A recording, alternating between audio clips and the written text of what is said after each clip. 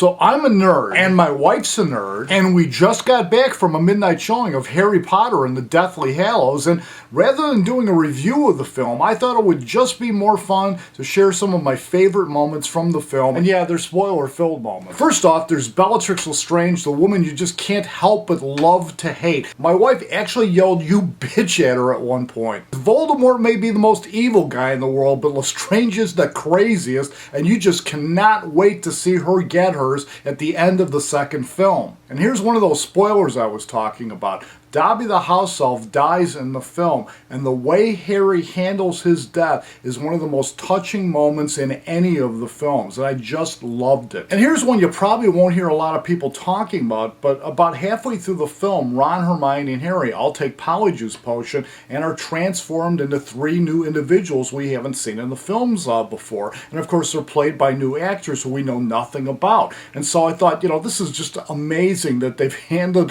the film off to these three unknown actors for about 15 minutes. They're carrying the film as Ron, Hermione, and Harry in disguise, and no one knows who they are. And I just thought, what a great opportunity for these guys, and I just really got a big kick out of it. And I really like the decision of J.K. Rowling not to make this book and movie Year 7 at Hogwarts, because she completely threw that formula out the window. Every other book, the kids get on the train, they arrive at the school, they meet the new professor of Defense Against the Dark Arts, and they have their adventures. That does not happen here. They are not at Hogwarts at all. You hardly see any of the faculty in the film. These kids are off on their own. It's extremely chaotic, and it's a really refreshing change. And I've saved my very favorite moment for last, and it's the scene when Harry's at the Dursleys' homes where he has lived his whole life, and he goes to the little cupboard under the stairs, which used to be his bedroom, and now he can barely stand up in it. He's grown so much, and